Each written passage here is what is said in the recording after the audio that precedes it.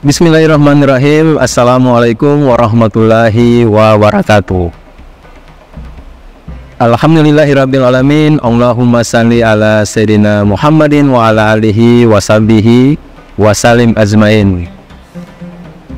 Alhamdulillah, kami dari Yayasan Rubatul Khairat Kota Ternate di bawah pimpinan Al-Habib Abdurrahman bin Kamil As-Sadaf. Sementara ini kami lagi membangun gedung pondok pesantren Rubatul Khairat Madrasah Al-Ulya yang sementara dibangun, ya. Gedung lantai 3. Kami sangat membutuhkan dana infak dan sedekah dari jamaah bapak-bapak dan ibu-ibu. Bagi yang mau berinfak untuk melanjutkan pembangunan gedung pondok pesantren, bisa ditransfer di rekening Bank Syariah Indonesia atas nama Yayasan Rubatul Khairat. Nomor rekening 7235639526. Terima kasih.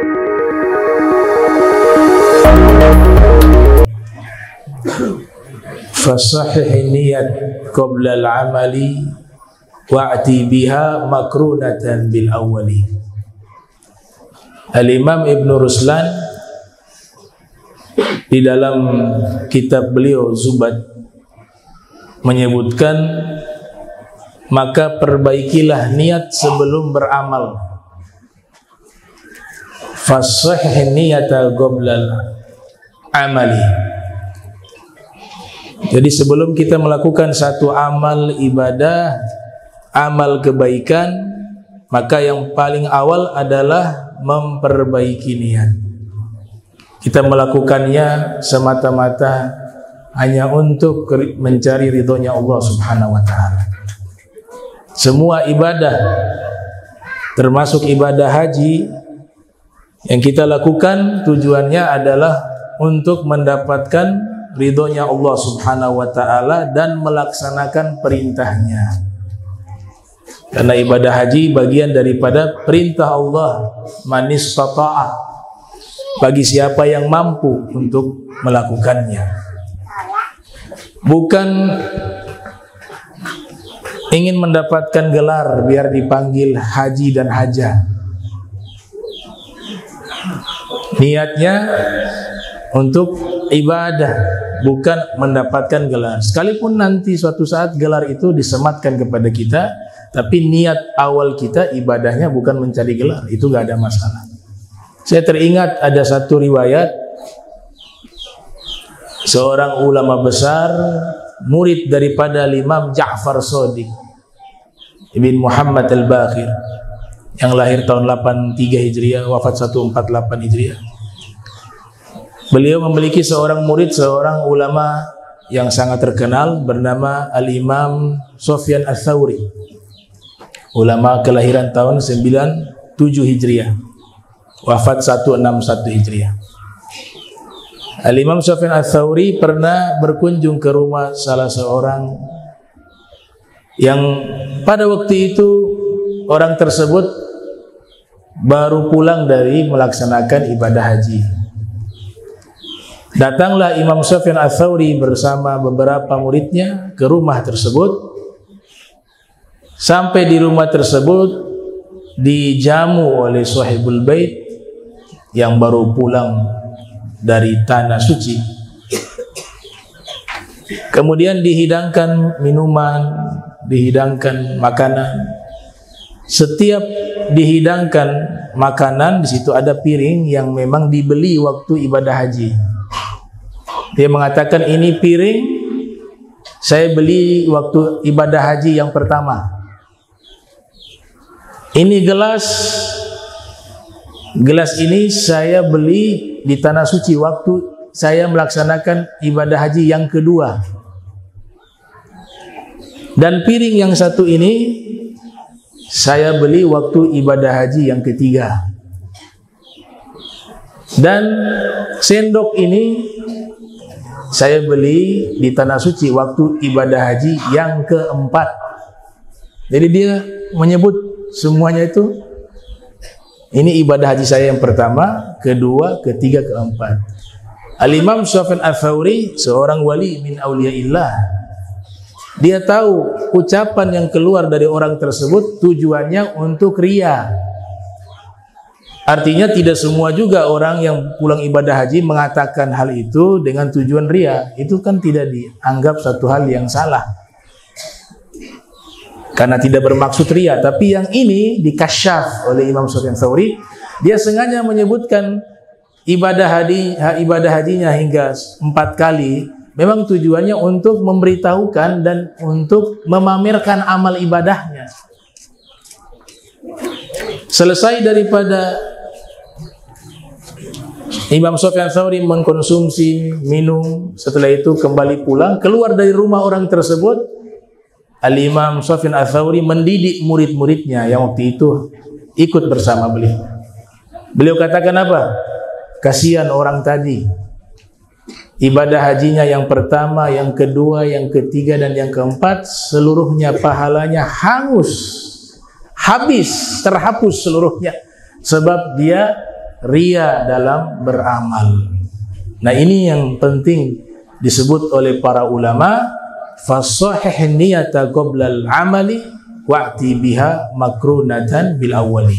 Perbaiki niat dalam semua amal ibadah yang kita lakukan. Makanya dalam tarekat Naqsyabandiyah itu diajarkan sebelum kita membaca takbiratul ihram, diajarkan dalam tarekat Naqsyabandiyah Sayyid Bahauddin An-Naqsyabandi, anta maksudi wa ridhaka matlubi, engkau tujuanku dan ridhomu yang dicari, ridhonya Allah Subhanahu wa ta'ala. Jadi yang pertama adalah memperbaiki niat untuk melakukan ibadah haji, dan juga secara keseluruhan semua amal ibadah membutuhkan tashihun niat, perbaikan niat. Innamal a'malu binniyat. Semua amalan dihitung dari niat. Dikatakan juga dalam riwayat, niatul mu'min khairun min amalih. Niat orang beriman lebih baik dari amalnya. Al-Habib Abdullah Al-Haddad mengatakan, rubba qalilin katsarathun niyah. Ada kalanya amalan yang sedikit tapi pahalanya menjadi besar, menjadi banyak, sebab banyak terdapat niat yang baik. Wa rubba katsirin qallalat an-niyah. Ada kalanya amalan yang begitu banyak pahalanya berkurang sedikit, menjadi sedikit, bahkan bisa terhapus pahalanya sebab sedikitnya niat atau salah di dalam berniat. Niatnya ibadah bukan karena Allah, tapi dia berniat untuk manusia, yang disebut dengan riya, dan ingin didengar orang banyak disebut dengan sum'ah. Yang kedua yang perlu diperhatikan bagi orang yang ingin melaksanakan ibadah haji adalah sebelum melakukan perjalanan safar ke tanah suci, maka wajib, sebagian ulama mengatakan wajib, sebagian lainnya mengatakan sunnah. Hukum taubat itu wajib asalnya, hukum taubat, karena siapapun kita yang namanya manusia pasti punya dosa. Al-insan makanul khata wa nisyan. Innama sumiyal insan minan nisyan. Karena manusia tempatnya salah, tempatnya lupa, sehingga hukum taubat itu wajib. Tapi ulama menambahkan juga, ditekankan juga untuk taubat sebelum melakukan perjalanan menuju ke tanah suci untuk melaksanakan ibadah haji atau umroh. Itu diperintahkan pada kita untuk bertaubat. Hakikatnya ibadah haji itu sendiri, jika dilakukan, semua dosa orang yang melaksanakan ibadah haji insya Allah secara otomatis diampuni oleh Allah Subhanahu wa ta'ala. Hujju qala Nabi sallallahu alaihi wasallam, fa innal hajja yagsilul dzunub kama yagsilul ma'ud daran. Berhajilah kalian, kata Nabi, Sesungguhnya ibadah haji mencuci seluruh dosa-dosa, sebagaimana air mencuci dan membersihkan seluruh kotoran-kotoran. Jadi ibadah haji penghapus dosa, kafaratuz dzunub. Akan tetapi kita dianjurkan sebelum melaksanakan ibadah haji, kita bertobat kepada Allah Subhanahu wa taala, sehingga tuhurun ala tuhurin, suci di atas kesucian, bersih di atas kebersihan. Taubat itu diibaratkan seperti toharah yang sifatnya ma'nawiyah, ya, bersuci yang sifatnya makna. Karena dosa itu adalah najis yang tidak terlihat oleh mata, maka cara mensucikannya dengan bertaubat. Sebagaimana wudu itu membersihkan sesuatu yang zahir, atau ijalatun najasa, menghilangkan najis, itu menghilangkan najis yang konkret yang bisa dilihat oleh mata. Oleh sebab itu Allah Ta'ala berfirman di dalam Al-Quran, Innallaha yuhibbut tawwabin wa yuhibbul mutatahhirin. Sesungguhnya Allah mencintai orang-orang yang bertobat, senang bertobat. Ini maknanya adalah tohara al-ma'nawiyah, karena menghapus dosa itu menghilangkan najis ma'nawiyah. Kemudian dilanjutkan mutatahhirin, dan Allah mencintai orang-orang yang senang bersuci, bersuci secara hissiyah, najis yang kelihatan oleh mata. Kemudian Allah mengatakan sesungguhnya Allah mencintai orang-orang tersebut yang senang bertobat dan juga selalu mensucikan dirinya. Nabi kita Muhammad sallallahu alaihi wasallam, beliau sudah melafadzkan kalimatut talbiyah. Dalam beberapa kitab disebutkan, bahkan di dalam sulbi leluhurnya namanya Ilyas. Sayyidina Ilyas adalah leluhur Nabi Muhammad sallallahu alaihi wasallam. Itu Sayyidina Ilyas mengatakan bahwa beliau mendengar di dalam sulbinya suara talbiyah Nabi Muhammad sallallahu alaihi wasallam. Nabi membacakan kalimat talbiyah, labbaik Allahumma labbaik, labbaik la syarika laka labbaik, innal hamda wan ni'mata laka wal mulk la syarikalah. Itu dibaca oleh Nabi di alam arwah, bahkan juga di dalam sulbi leluhur-leluhurnya. Jadi panggilan haji ini dalam sejarah menyebutkan bahwa Nabi Ibrahim yang menyerukan atas perintah Allah, tapi hakikatnya yang pertama kali menyerukan panggilan ibadah haji adalah Nabi Muhammad sallallahu alaihi wasallam. Ada hikmah yang sangat besar kandungannya. Ibadah haji itu hanya dilakukan di satu tempat, di satu kota, tidak bisa dilakukan di kota yang lain. Tidak bisa dilakukan di kota Gaza misalnya di Palestina, tidak bisa juga dilakukan bahkan di kota Madinah sekalipun. Itu tidak ada kaitannya dengan manasik haji. Manasik haji semuanya itu dilakukan di tanah suci Makkah. Tapi adabnya kita mendatangi kota Madinah karena di situ ada pusaran Nabi Muhammad sallallahu alaihi wasallam. Para ahli mahabbah mengatakan hukumnya wajib untuk berkunjung, berziarah kepada Nabi Muhammad sallallahu alaihi wasallam. Tapi manasik haji semuanya itu, mulai dari tawaf, kecuali miqat, niat ihram, ya, kalau orang Madinah jadi Bir Ali. Tapi selebihnya itu tawaf, sa'i, wukuf di Arafah, lempar jumroh, semuanya itu di tanah suci Makkah. Apa hikmah yang terkandung? Kenapa ibadah haji hanya bisa dilakukan di kota Makkah? Maka dijawab oleh para ulama, di antaranya Syekh Al-Jarjawi dalam kitabnya Hikmatut Tasri' wa Falsafatuh. Alasan yang pertama, karena tempat itu adalah tempat lahirnya Nabi Muhammad sallallahu alaihi wasallam. Sebenarnya ibadah haji ke kota Makkah tujuannya untuk mengenang Nabi Muhammad. Bukan hanya sekedar tawaf di Ka'bah, mendatangi tanah suci Makkah, tapi tujuan utamanya adalah untuk merefresh kembali kenangan dan ingatan kita tentang figur Nabi kita Muhammad sallallahu alaihi wasallam. Karena kota Makkah itu menjadi dikenal sebab adanya Nabi Muhammad. Kita tahu manasik haji yang akan dilakukan oleh para hujjaj itu semua perantara dari Nabi kita Muhammad sallallahu alaihi wasallam. Kita tahu siapa Tuhan yang kita sembah. Itu adalah perantara Nabi Muhammad sallallahu alaihi wasallam. Seakan-akan Allah taala ingin menyatakan, wahai hamba-hambaku, kalian semuanya mengenal saya lewat perantara kekasih saya Nabi Muhammad sallallahu alaihi wasallam.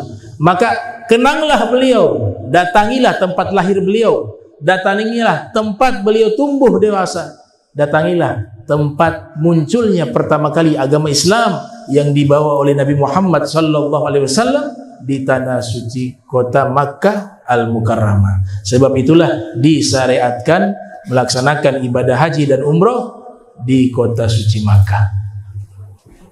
Maka Allah bersumpah di dalam Al-Quran, la uqsimu bihadzal balad wa anta hillum bihadzal balad. Aku bersumpah bahwa kota Makkah ini tidak akan menjadi kota yang mulia terkecuali karena sebab adanya Nabi Muhammad sallallahu alaihi wasallam di tempat tersebut, maka kota Makkah menjadi mulia dan dikenal oleh kaum muslimin di timur maupun di barat. Jadi perjalanan namanya tur untuk mengenang Rasul. Di situ ada tempat lahir Nabi. Sekarang sudah dijadikan perpustakaan. Bisa dibayangkan di tempat itulah setiap waktu Nabi berjalan di tempat itu. Nabi tumbuh di situ bersama orang tuanya, Sayyidah Aminah.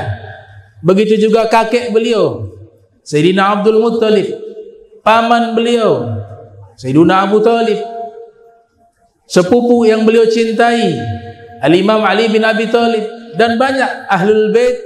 Mereka mukim di kota Makkah. Bahkan kuburan sampai saat ini masih ada yang dimakamkan para ahlul bait Rasul sallallahu alaihi wasallam, keluarga Nabi Muhammad sallallahu alaihi wasallam, di kuburan yang namanya Maqbarah Ma'lah. Disitulah pemakaman keluarga dan leluhur Nabi Muhammad sallallahu alaihi wasallam.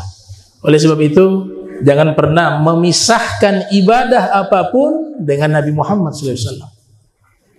Dalam solat, Allah tidak memisahkan ibadah kepada Allah. Di situ pasti ada Nabi Muhammad ketika ibadah. Solat misalnya, tasyahud, wajib hukumnya bersalawat kepada Nabi dalam tasyahud akhir.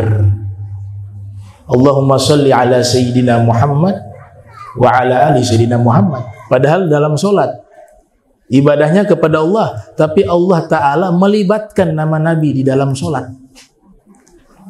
Zakat begitu juga. Zakat itu kita niat mengeluarkan zakat. Dalam ayat Al-Quran Allah katakan, khudh min amwalihim sadaqah. Ambillah sebagian dari harta mereka sebagai zakat. Di situ Allah bicara kepada Nabi Muhammad SAW. Bentuknya tunggal, khudh. Jadi Nabi yang perintahkan, maka jadilah wajib itu zakat. Berpuasa, Allah berbicara kepada Nabi Muhammad SAW. Untuk berpuasa, Nabi awal puasa Muharram wajib. Kemudian pada tahun 2 Hijriah diperintahkan puasa di bulan suci Ramadan, maka status Muharram, puasa Muharram menjadi sunnah. Kemudian yang menjadi wajib adalah puasa di bulan suci Ramadan. Semuanya Allah libatkan Nabi Muhammad sallallahu alaihi wasallam dalam ibadah kepadanya. Kita diperintahkan juga jangan lupakan Nabi kita Muhammad sallallahu alaihi wasallam. Bahkan mau masuk Islam itu harus 2 kalimat syahadat. Kalau 1 kalimat saja kesaksian hanya kepada Allah tanpa dia bersaksi bahwa Nabi Muhammad adalah utusan Allah, maka tidak akan sah keislamannya. Nah, itu adalah 2 nama yang selalu disebut dan tidak terpisahkan, yaitu Allah dan kekasihnya Nabi Muhammad sallallahu alaihi wasallam. ihram. Dalam rukun haji dan umroh ada namanya ihram, menggunakan pakaian ihram dan niat. Di mikot zamani, mikot makani. Mikot zamani berkaitan dengan zaman, mikot makani tempat. Karena niat ibadah haji dan umroh itu berniat di tempat yang sudah ditentukan di dalam syariat. Kalau dari arah Madinah ke Bir Ali kita mikot. Nah, siapa yang niat umroh duluan kemudian nanti setelahnya haji, namanya haji tamattu. Siapa yang menggabungkan sekaligus niat haji dan umroh, namanya haji qiran. Siapa yang berniat haji dulu kemudian belakangan baru umroh, namanya haji ifrad. Itu yang dibahas oleh para fuqaha tentang haji tersebut. Tapi ada hikmah yang besar ihram. Ihram itu kan kita tidak boleh menggunakan pakaian yang dijahit. Tidak boleh menggunakan pakaian dalam. Dia hanya tertutup dengan kain. Bagi laki-laki, perempuan bisa menutup kepala karena menggunakan hijab. Tapi bercadar itu wajah dibuka. Boleh pakai cadar tapi bayar dam. Ya. Tanpa ada baju dalam, tanpa ada celana dalam, tanpa pakaian yang dijahit. Apa hikmahnya? Dan itu semuanya diwajibkan, mau dia orang Arab asli atau orang ajam, mau Afrika, mau Indonesia, mau Cina, mau India, semuanya seragam. Mau kaya, mau miskin, sama semuanya. Pakaiannya tidak ada yang beda, hanya kain ihram. Apa hikmahnya? Hikmahnya adalah ghayatut tadzallul wal khudu'. Kita menampakkan kehinaan kita dan kerendahan kita di hadapan Allah. Kita la namliku syai'a, tidak memiliki apapun hakikatnya. Di hadapan Allah yang kita bawa bukan harta, bukan jabatan. Yang kita bawa adalah ketundukan kita kepada Allah. Maka diseragamkan dengan pakaian ihram.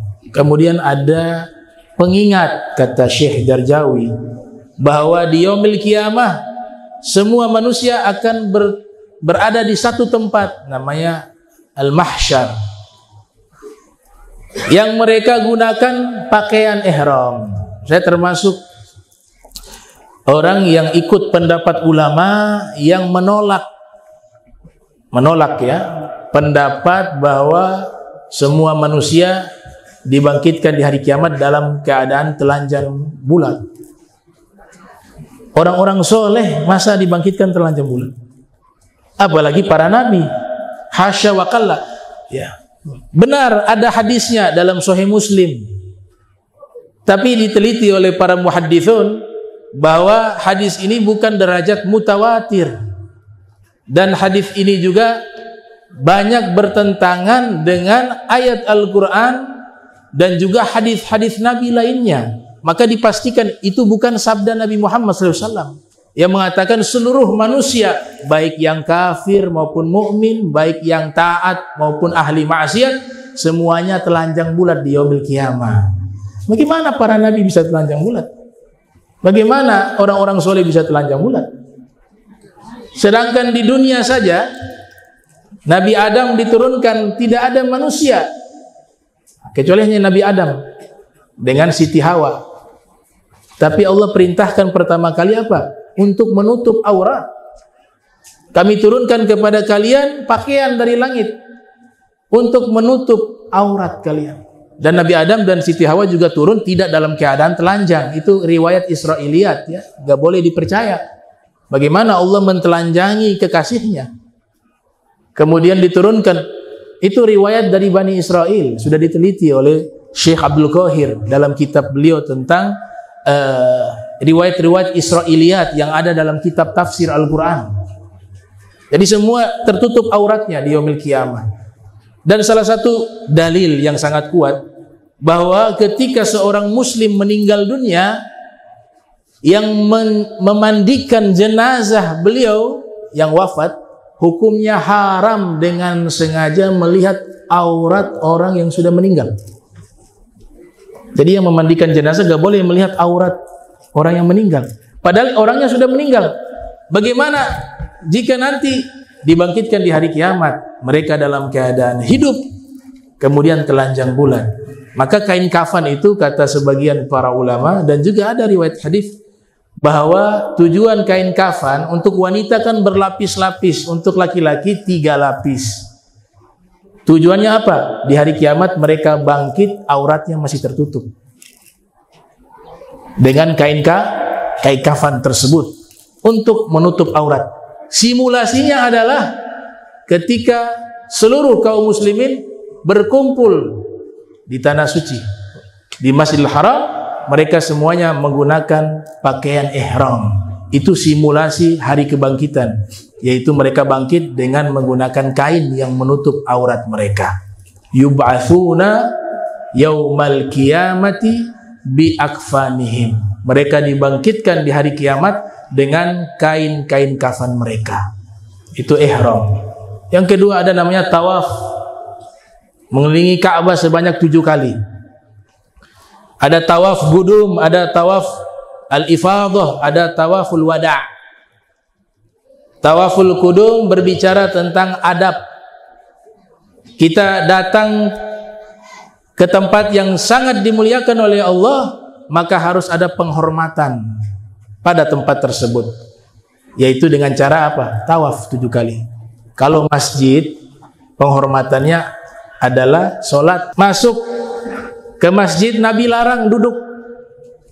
Nabi mengatakan, idza dakhala ahadukum al-masjida fala yajlis hatta yusalli raka'ataini. Apabila salah seorang di antara kalian masuk ke masjid, jangan duduk. Kenapa Nabi melarang? Karena Nabi ingin menyampaikan adab. Ini tempat yang mulia, masjid, sehingga diistilahkan Baitullah, rumahnya Allah.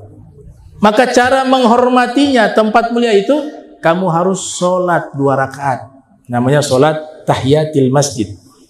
Ya, Nabi katakan, apabila salah seorang di antara kalian masuk ke masjid, fala yajlis, maka jangan dia duduk, hatta yusolliya rak'ataini, hingga dia sholat 2 rakaat. Itu penghormatan kepada masjid. Kalau penghormatan kepada al-masjidil haram, bukan sholat sunnah tahiyatul masjid, tapi tawaf. Ketika kita sampai ke Masjidil Haram, awal pertama kali yang kita lakukan adalah tawaf 7 kali ke Ka'bah. Setelah tawaf, baru sholat sunnah. Boleh dianjurkan di maqam Ibrahim. Wattakhidhu mim maqami Ibrahim musalla. Jadikanlah maqam Ibrahim itu sebagai tempat sholat. Itu firman dari Allah Subhanahu wa taala di dalam Al-Qur'an. Kata maqam di sini adalah tempat pijakan kaki Nabi Ibrahim, bukan kuburan. Itu batu diinjak oleh Nabi Ibrahim ketika membangun atap Ka'bah atau fondasi-fondasi Ka'bah. Maka batu itu diringankan oleh Allah untuk bisa digeser, maka diinjak oleh Nabi Ibrahim, ternyata jadi lunak itu batu. Maka jadilah stempel kakinya Nabi Ibrahim di maqam Ibrahim sampai saat ini. Dan ada ulama bernama Al-Imam Alusi Al-Baghdadi dalam kitab Ruhul Ma'ani mengatakan, dan batu itu pun dipilih oleh Allah berasal dari surga. Sama seperti Hajar Aswad. Nazala al-Hajarul Aswad. Hajar Aswad turun ke dunia, wa huwa asyaddu bayadan minal laban. Dia warnanya lebih putih daripada susu. Dari mana turunnya? Minal jannah, dari surga. Fasawadathu khatoya bani Adam. Lalu dosa-dosa anak Adam membuat batu itu berubah menjadi hitam. Hadis diriwayatkan oleh Imam At-Tirmidzi yang lahir tahun 209 Hijriah, wafat 279 Hijriah dalam kitab sunannya. Tawaf qudum, tawaf ketika datang, tawaf ifadah, tawaf pelaksanaan ibadah hajinya, tawaf wada', tawaf perpisahan. Hukum tawaf, kita bicara sedikit tentang fikih. Wajib dalam keadaan berwudu. Tawaf itu wajib dalam keadaan berwudu. Nabi katakan dalam hadis, at-tawaf bimanzilati shalah illa anna Allah Ta'ala ahalla fihi an-nutqa. Tawaf posisinya sama seperti sholat. Harus dalam keadaan suci, harus dalam keadaan menutup aurat, harus dalam keadaan berwudu, pakaiannya tidak ada najis, dan seterusnya. Syaratnya hampir sama. Kata Nabi, sama seperti sholat. Hanya bedanya satu, kata Rasulullah SAW. Kalau tawaf bisa ngobrol, bisa berbicara. Kalau sholat gak boleh berbicara. Antum bicara 3 kata, menurut Ibn Hajar dan Imam Romli, ada khilaf tentang jumlah katanya, itu bisa membatalkan sholat. Kata-kata yang tidak ada sangkut paut dengan bacaan Al-Quran ketika posisi berdiri, maupun zikir ketika ruku dan sujud. Tapi tawaf bisa kita berbicara. Makanya ulama menganjurkan untuk banyak membaca salawat ketika tawaf. Ada yang mengajarkan zikir-zikir tertentu, tapi dalam kitab Al-Qirtas ada kisah di situ tentang fadilah dan keutamaan salawat kepada Nabi Muhammad SAW. Ada seorang pemuda, dia ketika tawaf di Ka'bah, yang dia baca hanya salawat, tidak ada yang lain. Maka Imam Sufyan Tsauri mendengar bacaan tersebut, kemudian bertanya kepada pemuda itu, kenapa yang kau baca selama kamu tawaf itu hanya salawat, tidak ada bacaan lain? Maka dia ceritakan, tahun lalu saya ibadah haji dengan ayah saya. Kemudian pulang dari ibadah haji, di tengah jalan ayah saya meninggal dunia di tengah gurun pasir, gak ada manusia di situ. Ayah saya ketika meninggal, mohon maaf, wajahnya berubah menjadi hitam. Karena saya paham, saya tahu bahwa ayah saya bukan termasuk orang yang ahli taat, bukan ahli ibadah, banyak melakukan maksiat, banyak melakukan pelanggaran. Maka ketika meninggal ayah saya, wajahnya berubah jadi hitam. Saking sedihnya saya sebagai anak, itu hal yang wajar. Melihat kondisi ayahnya meninggal dalam keadaan tidak baik, sebagai anak hal wajar. Ia sedih. Sambil dia berdoa, dia menangis. Dia tertidur pada waktu itu. Di saat tertidur, dalam mimpinya datang sesosok seorang manusia yang bercahaya dengan wajah yang sangat indah. Bahkan tidak bisa dilihat wajahnya, saking bercahayanya wajah orang tersebut. Menghampiri jenazah ayahnya dalam mimpinya. Kemudian diusap oleh orang mulia tersebut, mengusap jenazah ayahnya. Saat itu juga berubah, yang tadinya wajahnya hitam berubah menjadi wajah putih bercahaya. Maka anak itu dalam mimpi bertanya, wahai fulan, siapa engkau? Maka orang tersebut dalam mimpinya menjawab, saya adalah Nabimu Muhammad sallallahu alaihi wasallam.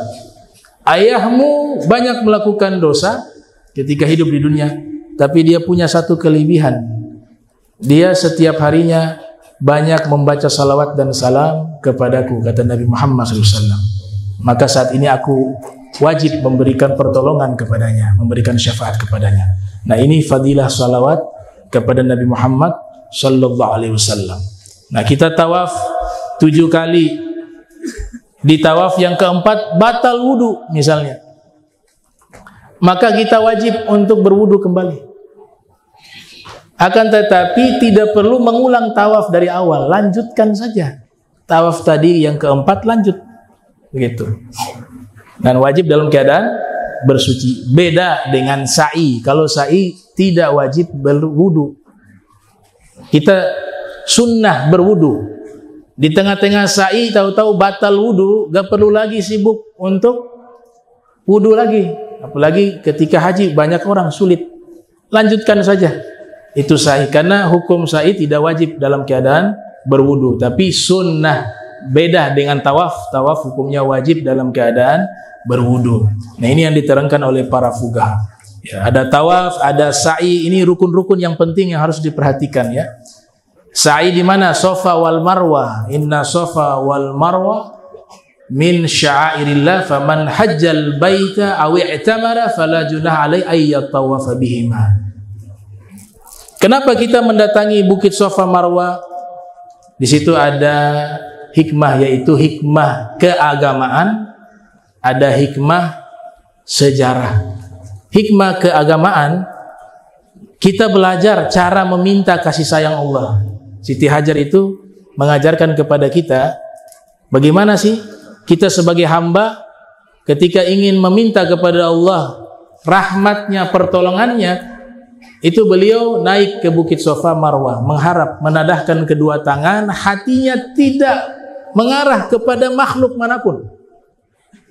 Karena waktu itu di tempat tersebut, di kota Makkah, belum ada penghuni, belum ada yang tinggal. Baru beliau, Siti Hajar dengan putra beliau, Nabi Allah Ismail yang masih bayi pada waktu itu. Coba lihat, beliau tawakalnya pada waktu itu 100% hanya kepada Allah. Karena mau berharap ke manusia juga tidak ada manusia waktu itu. Ini mengajarkan apa? Kalau tawakal hatinya harus total. Yakin bahwa Allah akan menolong kita. Allah akan berikan rahmat kepada kita. Itu modal yang sangat besar bagi seorang mukmin, keyakinan. Itu yang dilakukan oleh Siti Hajar. Dalam kondisi di tempat yang tidak ada air, tidak ada kehidupan, tidak ada manusia, tidak ada pohon, tidak ada makanan, tidak ada minuman, tapi dia punya keyakinan, tidak mungkin Allah biarkan hambanya dalam keadaan seperti itu. Kalau hamba ini mengerahkan tawakalnya kepada Allah dan meminta pertolongan kepada Allah dengan penuh keyakinan, pasti Allah akan menolong. Dan itu terbukti. Akhirnya dikeluarkan air Zam-Zam, muncul itu air, beliau minum, Nabi Ismail minum, dan Nabi katakan berkah daripada Siti Hajar saat ini kita bisa rasakan sampai sekarang, yaitu air Zam-Zam yang kita minum. Kemudian juga setelahnya digali oleh Sayyidina Abdul Muttalib dan Al-Harith. Setelah ditutup air Zam-Zam hilang beberapa masa, digali kembali oleh Sayyidina Abdul Muttalib dan juga Al-Harith. Maka kita diajarkan oleh guru-guru kita, ketika minum air Zam-Zam jangan lupa untung Al-Fatihah kepada Siti Hajar dan juga kepada Sayyidina Abdul Muttalib dan Sayyidina Al-Harith, karena mereka yang menggali dan menemukan kembali air Zam-Zam. Dan air Zam-Zam ini disebutkan dalam hadis, afdahul miyah 'alal wajhil ardi ma'u Zam-Zam. Paling afdolnya air di atas muka bumi ini adalah air Zam-Zam. Tapi air yang lebih hebat adalah air yang pernah keluar dari jari jemari Nabi Muhammad sallallahu alaihi wasallam, sebagaimana yang dinyatakan oleh Imam Taqiyuddin As-Subki. Yang berikutnya, wukuf di Arafah. Nabi katakan al-hajju Arafah, ibadah haji adalah wukuf di Arafah. Apa hikmahnya kita wukuf di Arafah? Hikmah yang pertama, tabarukan, ngambil berkah. Karena tempat tersebut, yaitu Arafah, itu adalah tempat berkumpulnya para nabi. Semua para nabi pernah wukuf di Arafah. Mulai dari Nabi Adam sampai Nabi kita Muhammad sallallahu alaihi wasallam. Jadi kurang lebih 124.000 nabi dan rasul, mereka semuanya diperintahkan oleh Allah wukuf di Arafah. Dan luar biasanya di tanggal yang sama. Jadi orang-orang haji ketika wukuf di Arafah, itu tanggal yang sama ketika semua para nabi dan para rasul wukuf di Arafah. Sehingga kita memahami hikmahnya, mengambil keberkahan, karena tempat itu pernah dijadikan tempat wukuf oleh seluruh para nabi. Wa tahya bikum kullu ardin.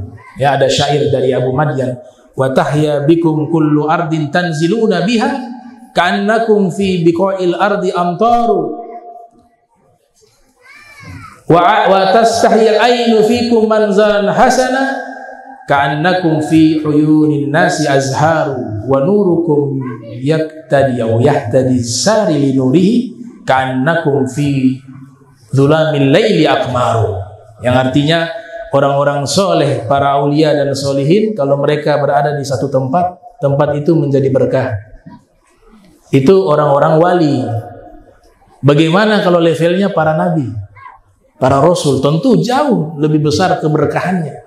Maka kita wukuf di Arafah adalah mengambil barokah, karena tempat tersebut adalah tempat wukuf seluruh para nabi dan para rasul, dan bersamaan dengan tempat dan zaman dan waktu.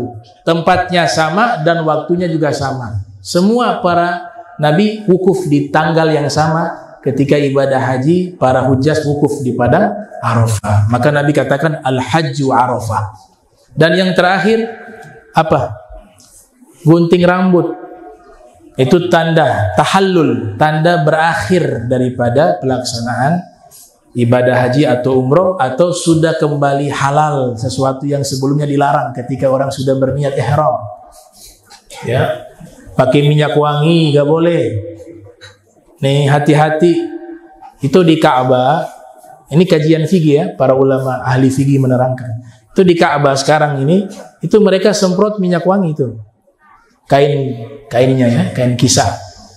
Itu disemprot minyak wangi. Dan juga Maqam Ibrahim juga itu disemprot minyak wangi. Hijir Ismail itu juga disemprot minyak wangi. Nah, orang yang dalam keadaan ihram hukumnya haram menggunakan minyak wangi atau tersentuh minyak wangi. Jangan dulu nempel-nempel, megang-megang itu dalam keadaan ihram ya. Kalau sudah tahallul ya silakan. Tapi kalau masih dalam keadaan ihram hukumnya haram terkena minyak wangi. Menggunakan minyak wangi haram, terkena minyak wangi juga haram dalam keadaan ihram. Nah, sekarang di kain kisah yang ada di Ka'bah, Maqam Ibrahim, Hijr Ismail itu disemprot minyak wangi. Jadi sebisa mungkin menghindari ada kontak dengan kain tersebut atau tempat-tempat yang sudah disemprotkan minyak wangi. Nanti sudah selesai, sudah tahallul, itu tidak masalah. Begitu juga sebelum berniat ihram masih boleh pakai minyak wangi, nggak ada larangan.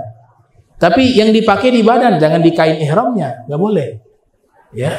Di badan boleh mandi, ya makanya ada sunnah sebelum ihram, sunnah mandi, ada sunnah sholat juga. Nah mandi itu bebas, pakai sabun, pakai minyak wangi, pakai deodoran, gak ada larangan sama sekali. Yang penting kain ihramnya jangan digunakan minyak wangi. Nah setelah itu pakailah kain ihram, kemudian niat ihram. Nah, karena sudah niat ihram sudah tidak boleh lagi menggunakan minyak wangi. Yang laki-laki gak boleh menutup kepala. Hatta meletakkan ini rida di atas kepala semacam ini, itu gak boleh dalam keadaan ihram. Ya, tidak boleh. Dia kontak langsung dengan kepala tidak boleh. Payung boleh tidak payung? Payung boleh, karena payung tidak langsung kontak dengan kepala. Makanya sekarang di Tanah Suci itu mereka jual semacam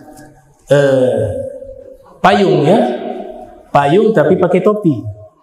Nah ini gak boleh nih, karena kalau payung di atas kan yang dia gunakan topi atau kofiah, otomatis menutup kepala, gak boleh. Bagi laki-laki, kalau wanita ya karena memang menggunakan hijab. Nah ini hal-hal yang berkaitan dengan hukum fikih ya, dan menjadi satu kajian khusus di kalangan para fuqaha, butuh beberapa pertemuan untuk bisa menerangkan secara spesifik terkait manasik haji. Kesimpulannya, nah orang yang tahallul itu Nabi doakan, khusus laki-laki ya, tahallul botak, bukan untuk perempuan. Nabi doakan 3 kali kepada orang yang ketika tahallul dia membotakkan kepalanya ya, Allahumma gfir lil muhallikin thalatha marrat.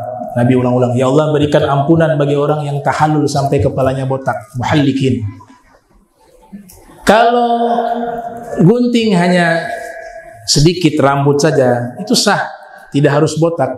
Namanya muqassirin dalam bahasa Al-Quran. Muhallikin ru'usahum wa muqassirin. Orang-orang yang mencukur botak rambut-rambut mereka dan menggunting pendek rambut mereka.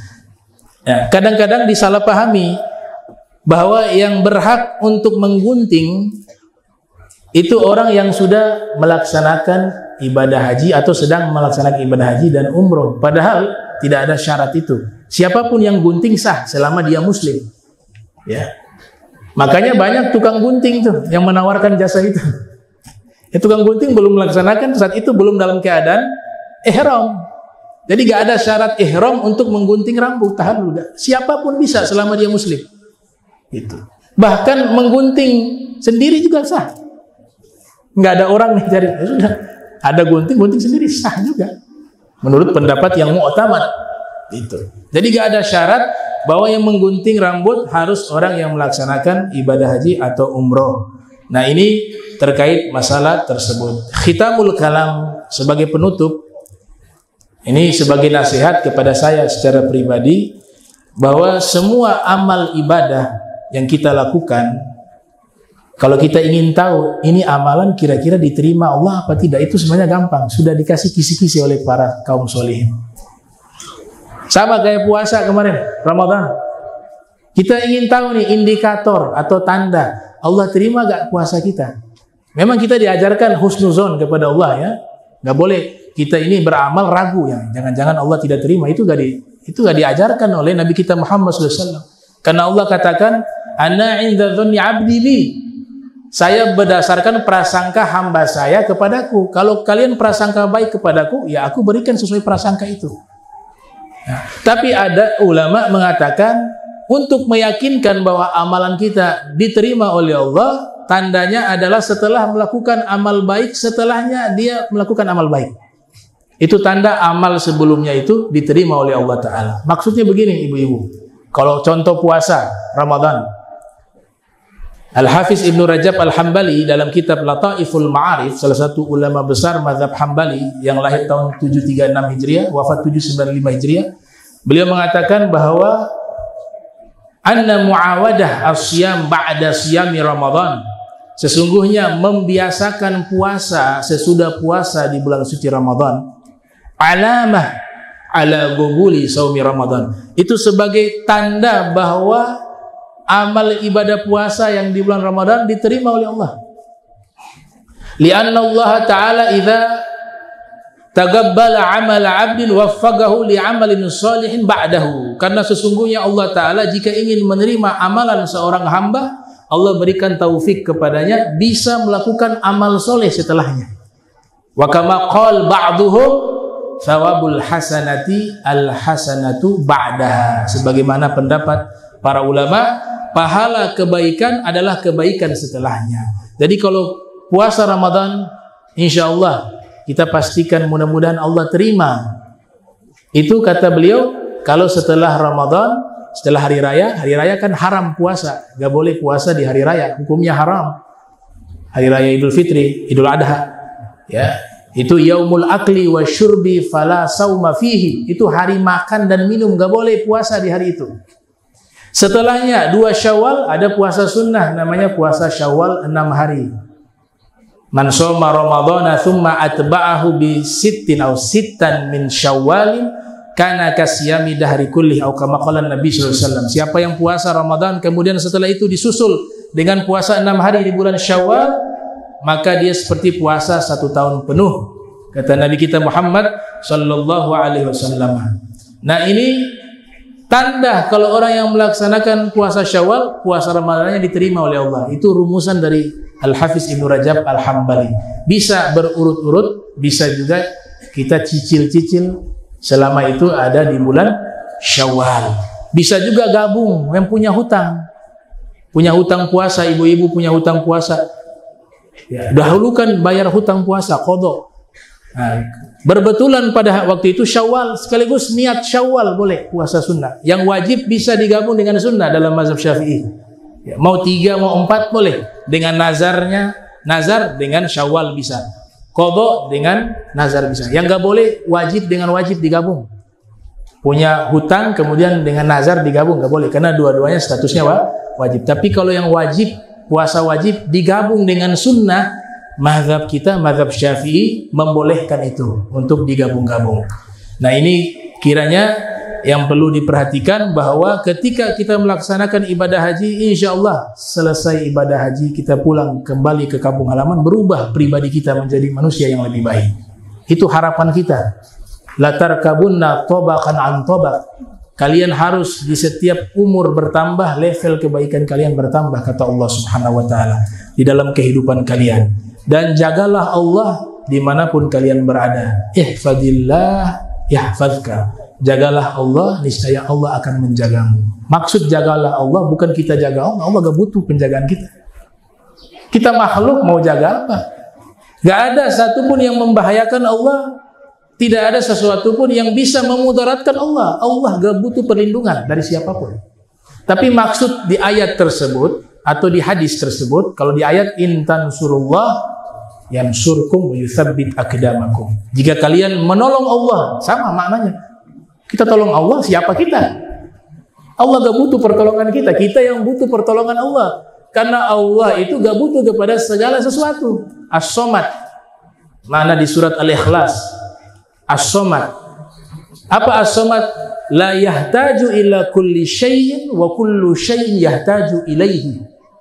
Allah tidak butuh kepada segala sesuatu, tapi segala sesuatu butuh kepada Allah Subhanahu wa ta'ala. Tapi makna menolong Allah, menolong, membela agama Allah. Makna jagalah Allah, menjaga perintah-perintah Allah, menjaga agama Allah, menjaga hal-hal yang dicintai oleh Allah. Itu makna ihfadillah. Kalau itu dilakukan dalam ilmu nahu namanya jawabu syart, pasti yahfadka, pasti Allah akan menjagamu. Kalau sudah kata Allah menjagamu, objeknya agak disebut, padahal itu kan butuh objek. Fi'il muta'addi, yahfadka. Objeknya harus ada dua untuk menekankan keterangan setelahnya. Maf'ulnya hanya satu, kamu. Setelahnya nggak ada keterangan. Jaga dari apa? Allah menjagamu dari apa? Gak disebutkan. Jaga dari musibah atau menjaga kamu dari hal-hal yang tidak menyenangkan, tapi tidak disebut. Itu maknanya apa? Allah menjagamu dari segala sesuatu baik di dunia maupun di akhirat. Kalau kamu menjaga agama Allah, kamu menjaga hal-hal yang dicintai oleh Allah, insya Allah Allah akan menjagamu bukan hanya di dunia, tapi juga berlangsung sampai di akhirat, sampai nanti kau masuk ke dalam surga, kamu bertemu dengan nabimu yang kamu sangat cintai di dunia, yaitu Nabi Muhammad SAW, dan kamu bertemu dengan orang-orang soleh. Yuti'illah wa rasul, ya, alladzina minas salihin, minas syuhada wa siddiqina wa syuhada wa salihin, ya. Wa may yuti'illah wa rasul fa ulaika alladzina an'ama Allah 'alaihim minan nabiyyina was-siddiqina wasyuhada'i was-salihin. Mudah-mudahan kita semua bisa berkumpul dengan mereka, para anbiya, para aulia, para syuhada, para salihin. Ya Allah, sebagaimana kau kumpulkan kami di tempat ini, maka kumpulkankah kami pula di yaumil qiyamah bersama Nabi Muhammad SAW, berada di bawah panji Nabi Muhammad, berada di bawah bendera Nabi Muhammad SAW, dan ahlul baitnya Nabi Muhammad SAW, dan para wali-walinya Nabi Muhammad sallallahu alaihi wasallam. Allahumma ja'al jam'ana hadha jam'an marhuma wa tafarraqna min ba'dihi tafarruqan ma'suma wa la tajal fina wa la minna syaqiyyan mahruma. Allahumma ja'al hajjahu hajjan mabrura wa dhanban maghfura wa sa'yan mashkura wa amalan mutaqabbala ya rabbal alamin. Subhanaka bihamdika asyhadu an astaghfiruka wa atubu ilaik. Wa sallallahu ala sayyidina Muhammadin wa ala alihi wa sahbihi wa barik wasallam. Minta maaf jika ada salah kata dan ucapan. Minal aidin wal faizin, mohon maaf lahir batin. Mudah-mudahan Allah Ta'ala berikan pengampunan kepada kita dan diberikan kita wafat